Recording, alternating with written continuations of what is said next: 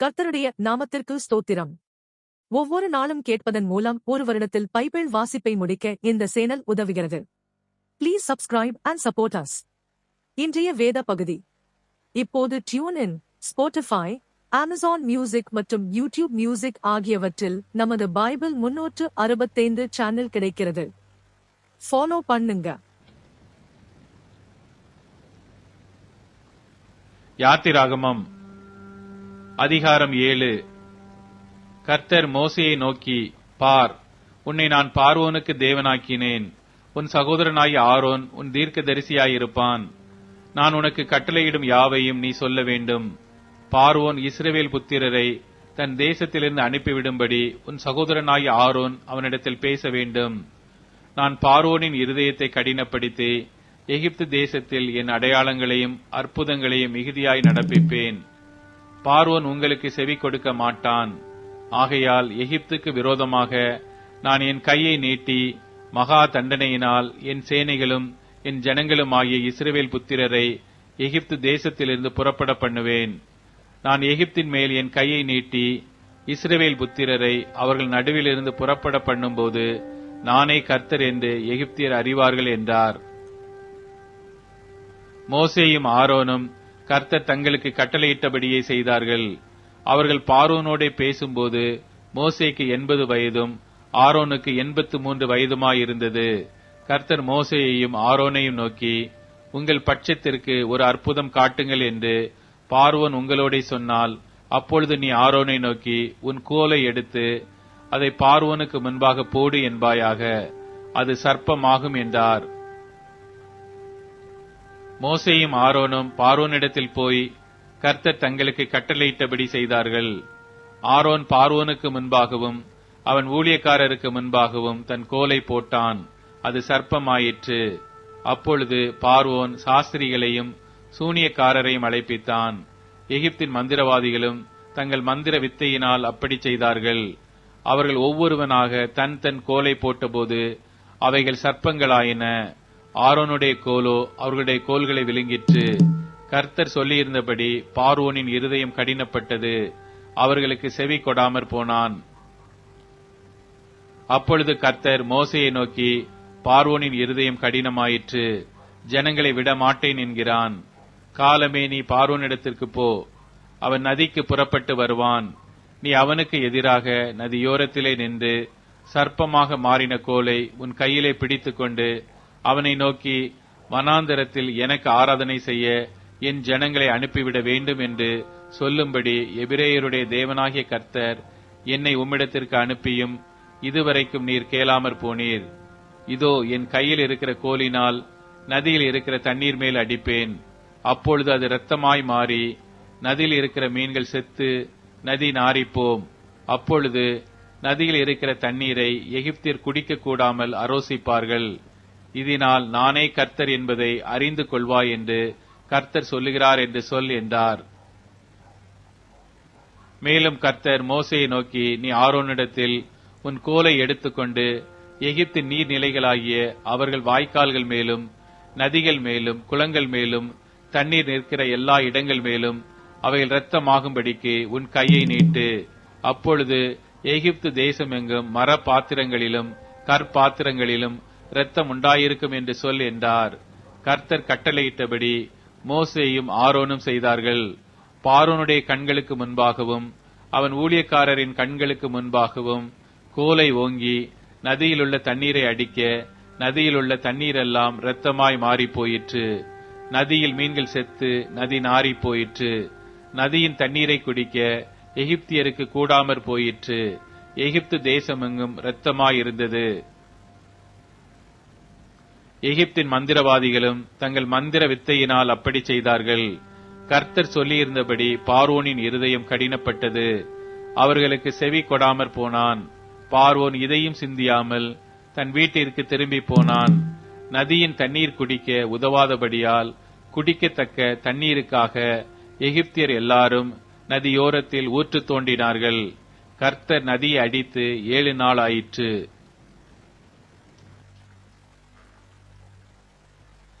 யாத்திராகமம் அதிகாரம் 8.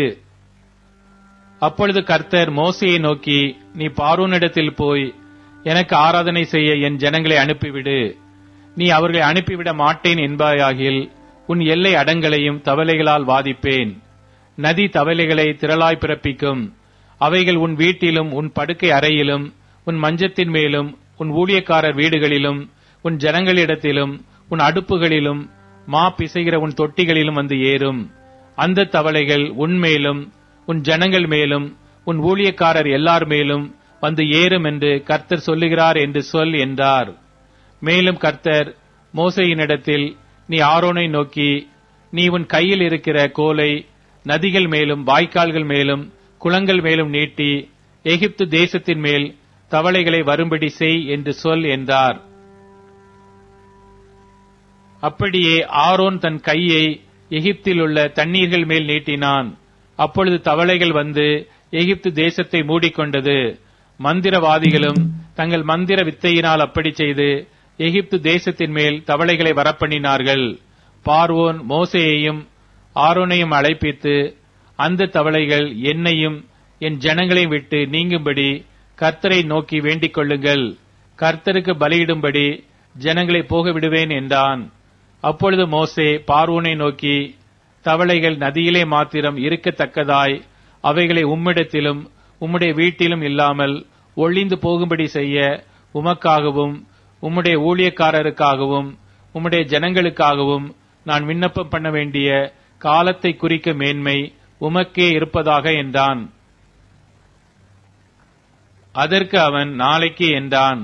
அப்பொழுது இவன், எங்கள் தேவனாகிய கர்த்தருக்கு ஒப்பானவர் இல்லை என்பதை நீர் அறியும்படிக்கு உம்முடைய வார்த்தையின்படி ஆகக் கடவது. தவளைகள் உம்மையும் உம்முடைய வீட்டையும் உம்முடைய ஊழியக்காரரையும் உம்முடைய ஜனங்களையும் விட்டு நீங்கி நதியிலே மாத்திரம் இருக்கும் என்றான். மோசேயும் ஆரோனும் பார்வோனை விட்டு புறப்பட்டார்கள். பார்வோனுக்கு விரோதமாக வரப்பண்ணின தவளைகள் நிமித்தம் மோசே கர்த்தரை நோக்கி கூப்பிட்டான். கர்த்தர் மோசேயின் சொற்படி செய்தார். வீடுகளிலும் முற்றங்களிலும் வயல்களிலும் இருந்த தவளைகள் செத்துப் போயிற்று. அவைகளை குவியல் குவியலாக சேர்த்தார்கள். அதனால் பூமி எங்கும் நாற்றம் எடுத்தது. லகு உண்டாயிற்றென்று பார்வோன் கண்டபோதோ தன் இருதயத்தை கடினப்படுத்தி அவர்களுக்கு செவி கொடாமற் போனான். கர்த்தர் சொல்லியிருந்தபடி ஆயிற்று. அப்பொழுது கர்த்தர் மோசேயினிடத்தில், நீ ஆரோனை நோக்கி உன் கோலை நீட்டி பூமியின் புழுதியின் மேல் அடி. அப்பொழுது அது எகிப்து தேசமெங்கும் பெண்களாய் போம் என்று சொல் என்றார். அப்படியே செய்தார்கள். ஆரோன் தன் கையில் இருந்த தன் கோலை நீட்டி பூமியின் புழுதியின் மேல் அடித்தான். அப்பொழுது அது மனிதர் மேலும் மிருக ஜீவன்கள் மேலும் பேன்களாய் எகிப்து தேசமெங்கும் பூமியின் புழுதி எல்லாம் பேன்களாயிற்று. மந்திரவாதிகளும் தங்கள் மந்திர வித்தையினால் பேன்களை பிறப்பிக்கும்படி பிரயத்தனம் செய்தார்கள். செய்தும் அவர்களால் கூடாமற் போயிற்று. பேன்கள் மனிதர் மேலும் மிருக ஜீவன்கள் மேலும் இருந்தது. அப்பொழுது மந்திரவாதிகள் பார்வோனை நோக்கி, இது தேவனுடைய விரல் என்றார்கள். ஆனாலும் கர்த்தர் சொல்லியிருந்தபடி பார்வோனுடைய இருதயம் கடினப்பட்டது. அவர்களுக்கு செவி கொடாமற் போனான். அப்பொழுது கர்த்தர் மோசேயை நோக்கி, நாளை அதிகாலமே நீ எழுந்து போய் பார்வோன் நதிக்கு புறப்பட்டு வரும்போது அவனுக்கு முன்பாக நின்று எனக்கு ஆராதனை செய்யும்படி என் ஜனங்களை போகவிடு. என் ஜனங்களை போக விடாயாகில் நான் உன் மேலும் உன் ஊழியக்காரர் மேலும் உன் ஜனங்கள் மேலும் உன் வீடுகள் மேலும் பலவித வண்டுகளை அனுப்புவேன். எகிப்தியர் வீடுகளும் அவர்கள் இருக்கிற தேசமும் அந்த வண்டுகளால் நிறையும். பூமியின் நடுவில் நானே கர்த்தர் என்பதை நீ அறியும்படி என் ஜனங்கள் இருக்கிற கோசேன் நாட்டில் அந்நாளிலே வண்டுகள் வராதபடிக்கு அந்த நாட்டை விசேஷப்படுத்தி என் ஜனங்களுக்கும் உன் ஜனங்களுக்கும் வித்தியாசம் உண்டாகும்படி செய்வேன். இந்த அடையாளம் நாளைக்கு உண்டாகும் என்று கர்த்தர் சொல்லுகிறார் என்று சொல் என்றார். அப்படியே கர்த்தர் செய்தார். மகா திரளான வண்டு ஜாதிகள் பார்வோன் வீட்டிலும் அவன் ஊழியக்காரர் வீடுகளிலும் எகிப்து தேசம் முழுவதிலும் வந்தது. வண்டுகளினாலே தேசம் கெட்டுப் போயிற்று.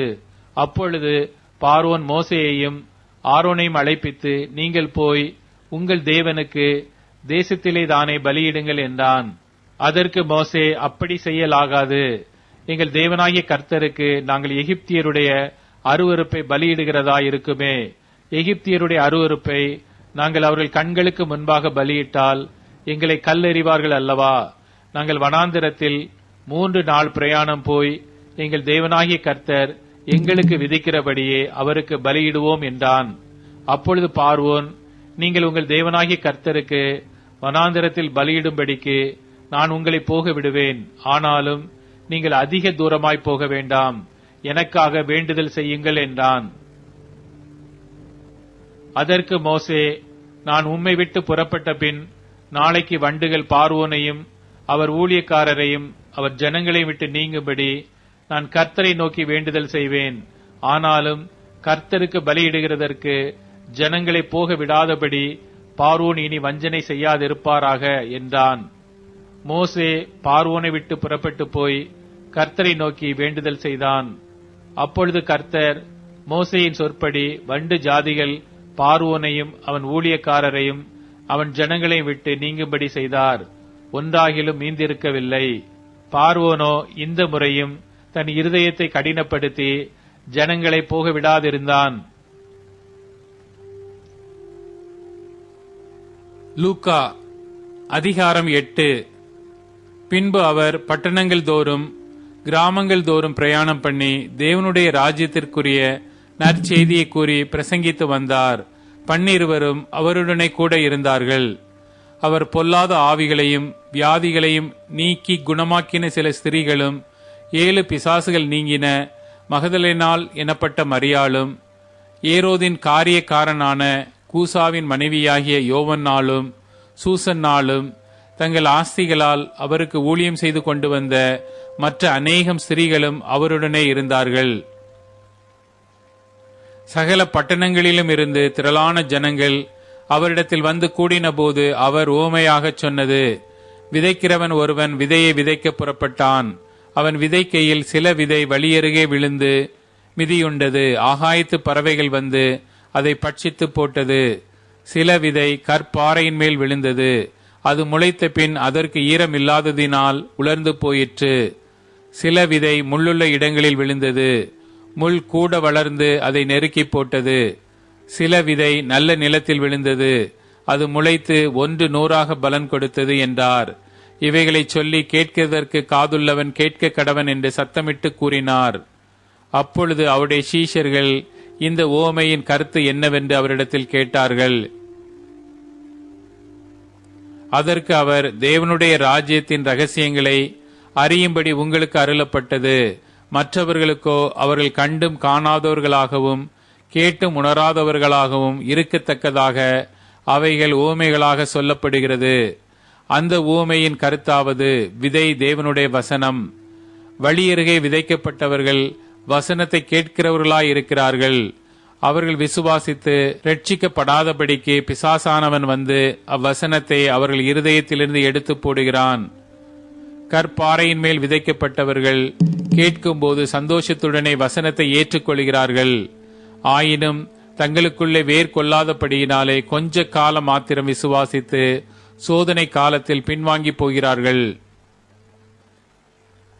முள்ளுள்ள இடங்களில் விதைக்கப்பட்டவர்கள் வசனத்தை கேட்கிறவர்களாயிருக்கிறார்கள்.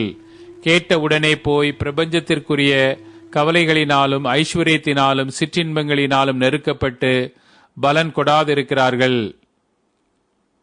நல்ல நிலத்தில் விதைக்கப்பட்டவர்கள் வசனத்தை கேட்டு அதை உண்மையும் நன்மையுமான இருதயத்திலே காத்து பொறுமையுடனே பலன் கொடுக்கிறவர்களாயிருக்கிறார்கள். ஒருவனும் விளக்கை கொளுத்தி அதை ஒரு பாத்திரத்தினாலே மூடவும் மாட்டான், கட்டிலின் கீழே வைக்கவும் மாட்டான். உள்ளே பிரவேசிக்கிறவர்கள் அதன் வெளிச்சத்தை காணும்படிக்கு அதை விளக்கு தண்டின் மேல் வைப்பான். வெளியரங்கமாகாத ரகசியமும் இல்லை, அறியப்பட்டு வெளிக்கு வராத மறைபொருளும் இல்லை. ஆதலால் நீங்கள் கேட்கிற விதத்தை குறித்து கவனியுங்கள். உள்ளவன் எவனோ அவனுக்கு கொடுக்கப்படும், இல்லாதவன் எவனோ அவன் தனக்குண்டென்று நினைக்கிறதும் அவனிடத்திலிருந்து எடுத்துக் கொள்ளப்படும் என்றார். அப்பொழுது அவருடைய தாயாரும் சகோதரரும் அவரிடத்தில் வந்தார்கள். ஜன கூட்டத்தினாலே அவர் அண்டையில் அவர்கள் சேரக்கூடாதிருந்தது. அப்பொழுது உம்முடைய தாயாரும் உம்முடைய சகோதரரும் உம்மை பார்க்க வேண்டும் என்று வெளியே நிற்கிறார்கள் என்று அவருக்கு அறிவித்தார்கள்.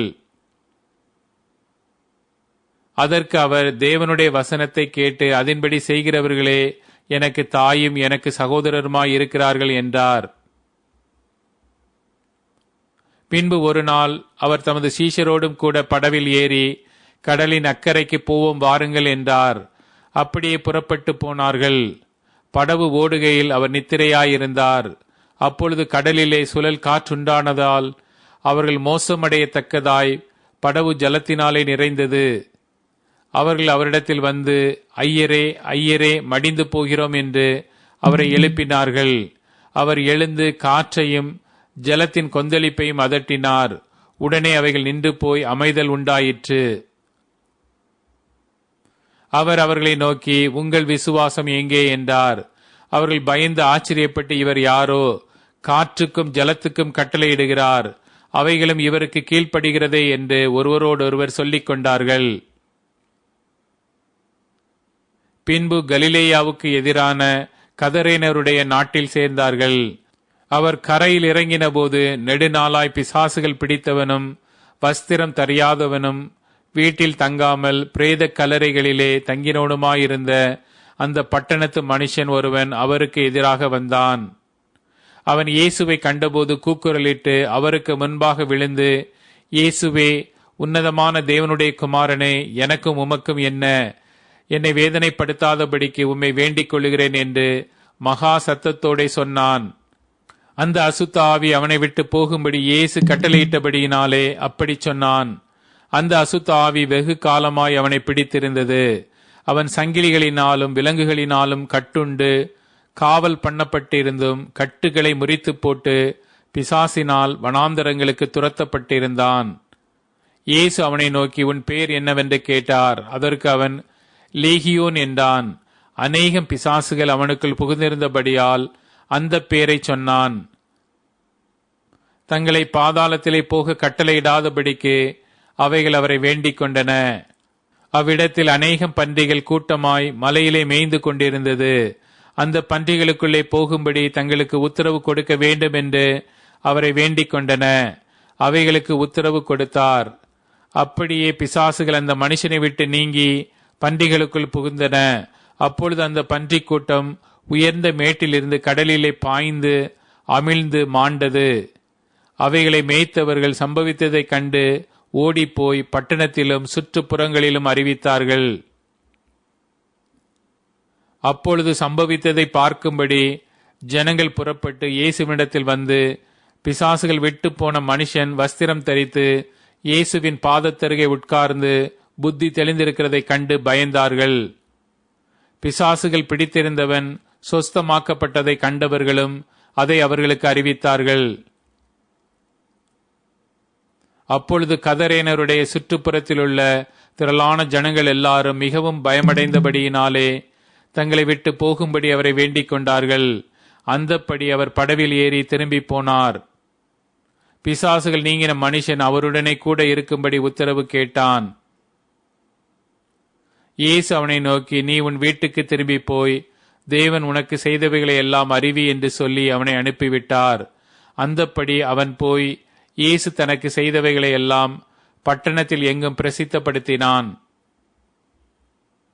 இயேசு திரும்பி வந்தபோது ஜனங்கள் எல்லாரும் அவருக்காக காத்திருந்தபடியால் அவரை சந்தோஷமாய் ஏற்றுக்கொண்டார்கள்.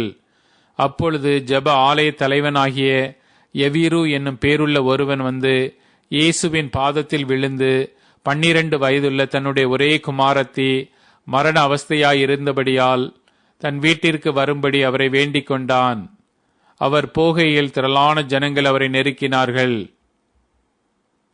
அப்பொழுது 12 வருஷமாய் பெரும் பாடுள்ளவளாயிருந்து தன் ஆஸ்திகளை எல்லாம் வைத்தியர்களுக்கு செலவழித்தும் ஒருவனாலும் சொஸ்தமாக்கப்படாதிருந்த ஒரு ஸ்திரீ அவருக்கு பின்னாக வந்து அவருடைய வஸ்திரத்தின் ஓரத்தை தொட்டால் உடனே அவளுடைய பெரும் பாடு நின்று போயிற்று.